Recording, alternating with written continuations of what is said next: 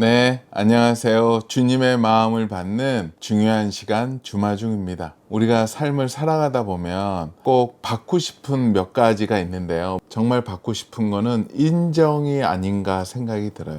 보통 사람들이 그 인정받기 위해서 열심히 노력하기도 하고 또 많은 것을 하기도 합니다. 그 인정을 누구한테 받는다라는 것이 중요할 거라고 생각을 합니다. 그 많은 사람한테 받는 인정과 우리의 창조자이신 하나님께 받는 인정, 과연 어떠한 인정을 바라보고 나가야 될지 우리가 생각해 보는 시간 가졌으면 좋겠습니다. 오늘 함께 나눌 주님의 마음은요, 빌립보서 3장입니다. 빌립보서 3장 8절 9절 말씀입니다. 빌립보서 3장 8절 9절 말씀. 또한 모든 것을 해로 여김은 내 주 그리스도 예수를 아는 지식이 가장 고상하기 때문이라. 내가 그를 위하여 모든 것을 잃어버리고 배설물로 여김은 그리스도를 얻고 그 안에서 발견되려 함이니 내가 가진 의는 율법에서 난 것이 아니요 오직 그리스도를 믿음으로 말미암은 것이니 곧 믿음으로 하나님께로부터 난 의라. 아멘. 한 번 더 나누겠습니다. 또한 모든 것을 해로 여김은 내 주 그리스도 예수를 아는 지식이 가장 고상하기 때문이라. 내가 그를 위하여 모든 것을 잃어버리고 배설물로 여김은 그리스도를 얻고 그 안에서 발견되려 함이니 내가 가진 의는 율법에서 난 것이 아니요 오직 그리스도를 믿음으로 말미암은 것이니 곧 믿음으로 하나님께로부터 난 의라. 아멘. 오늘은 쉬운 성경 버전으로 먼저 나누겠습니다. 그것들 뿐만 아니라 이 세상 그 어떤 것도 내 주 예수 그리스도를 아는 것과 비교가 되지 않습니다. 예수 그리스도를 위하여 나는 모든 것을 버렸습니다. 모든 것이 쓰레기처럼 아무런 가치가 없다라는 것을 이제 압니다. 이로써 나는 그리스도를 알게 되었습니다.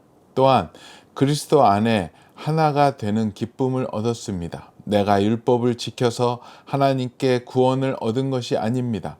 하나님은 내 믿음을 보시고 나를 의롭다 하시며 자녀 삼아 주신 것입니다. 아멘.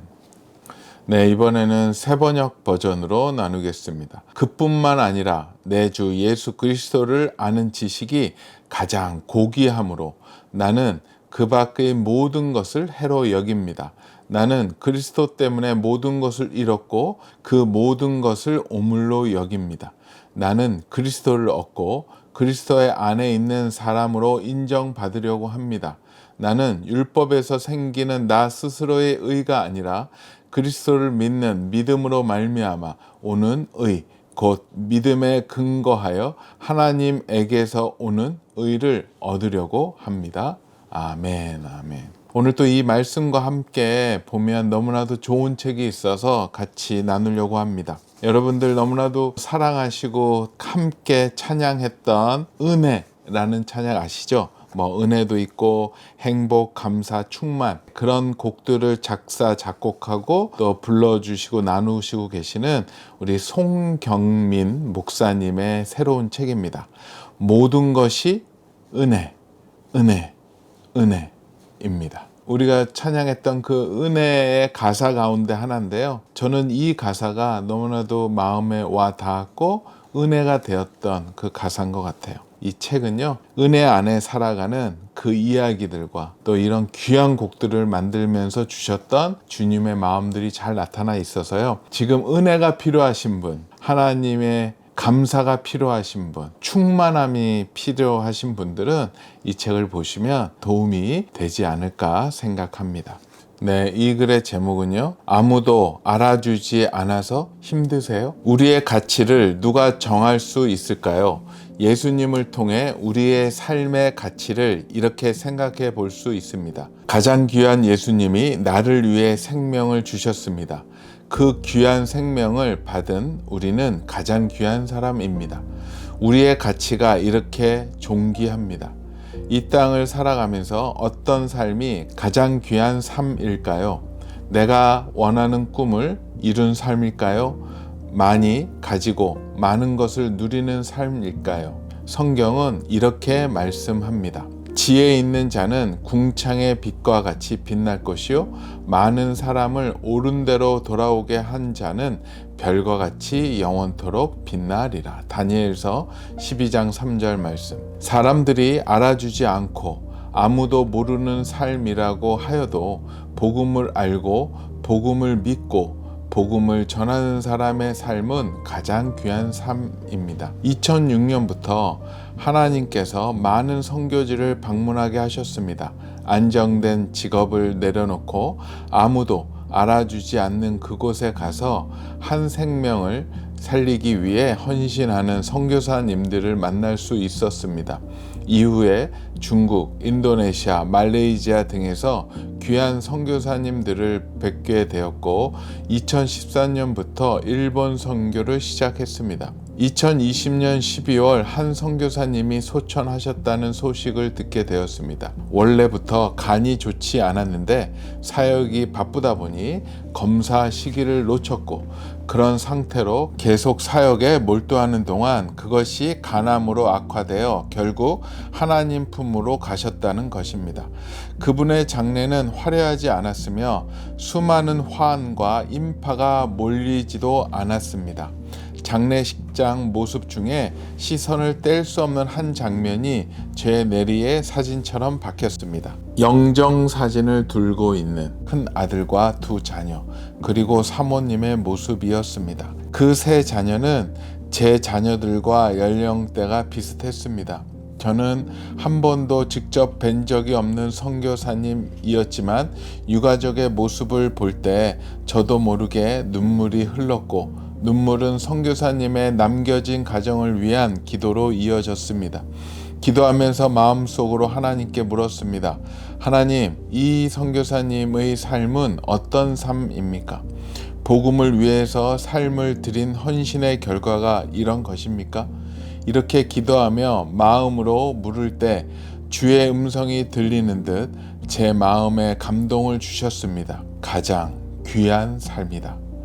선교사님의 짧은 그 삶이 선교사님의 많이 누리지 못한 삶이 선교사님의 화려하지 않았던 삶이 하나님은 가장 귀한 삶이라고 말씀해 주시는 것 같았습니다. 이 땅에서의 삶이 길었든지 짧았든지 유명하게 살았든지 무명하게 살았든지 높은 위치에 있었든지 낮은 위치에 있었든지 이 땅에 많은 것을 누렸든지 못 누렸든지 그런 것과 상관없이 세상에서 가장 귀한 복음 바로 예수님을 알고 믿고 전하며 살았다면 가장 귀한 삶이었다는 것입니다. 그 삶은 별처럼 영원토록 빛나게 하신다고 하셨습니다. 그렇게 많은 선교사님의 삶과 개척교회 목회자 가정의 삶을 보며 가장 귀한 삶이라는 곡을 작사 작곡하게 되었습니다.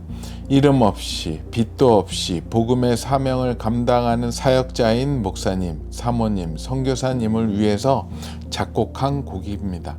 아무도 알아주지 않고 많은 것을 누리지 못하지만 가장 귀한 복음을 전하며 살아가는 그 삶은 가장 귀한 삶이라고 꼭 말씀드리고 싶어서 작곡한 곡입니다. 하나님께서 가장 귀하신 독생자 예수님의 생명을 우리를 위해서 십자가에 내어 주셨습니다. 예수님이 내가 지은 모든 죄를 지시고 나를 대신하여 십자가에 죽으셨습니다. 그리고 부활하셨습니다. 그 생명으로 인해서 우리는 죄 사함을 받고 모든 저주가 끊어졌으며 깨끗해져 하나님의 자녀가 되었습니다. 우리는 이 땅에서 살아가지만 하늘에 속한 사람이고 우리의 소망은 하늘에 있습니다. 가장 귀한 예수님의 생명을 받은 우리는 귀한 사람입니다. 내 마음대로 살아서는 안 됩니다. 가장 귀한 삶을 살아갈 책임이 있습니다. 예수님을 알고 예수님을 믿고 예수님을 전하는 삶을 살아야 합니다.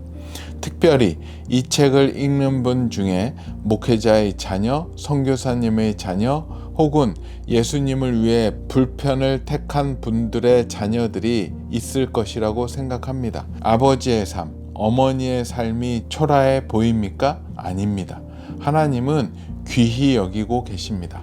자랑스러워 하십시오. 그분은 가장 귀한 삶을 살고 계십니다. 그 삶은 영원토록 빛나는 삶이라는 것입니다. 꼭 기억하시기를 소망합니다. 예수님을 알고 예수님을 믿고 복음을 전하며 살아가고 있다면 가장 귀한 삶입니다. 아멘.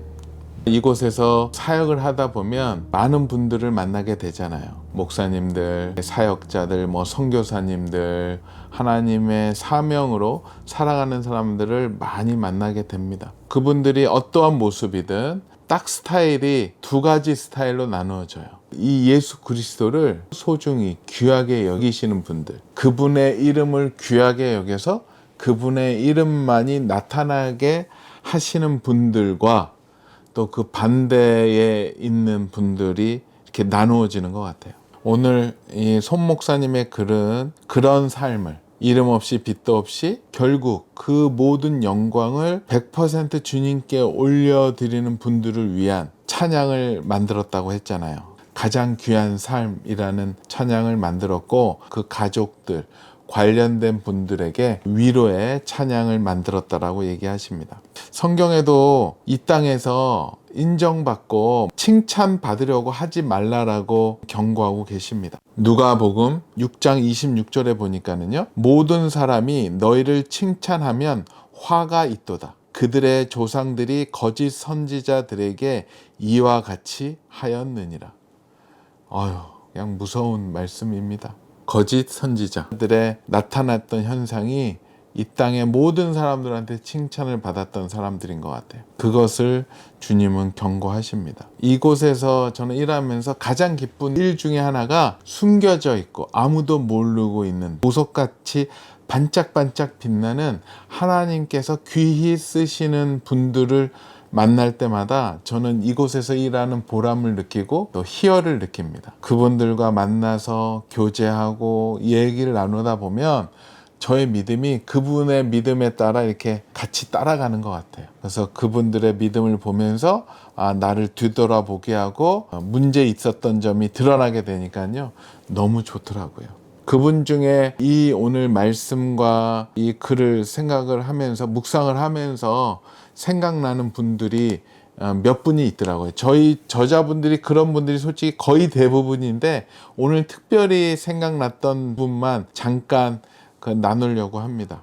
지금은 소천하셨는데요. 유석경 전도사님이라고 저희한테 책을 내셨는데요. 당신은 하나님을 오해하고 있습니다. 참 유석경 전도사님을 생각을 하면 참 마음이 항상 이렇게 아련해집니다.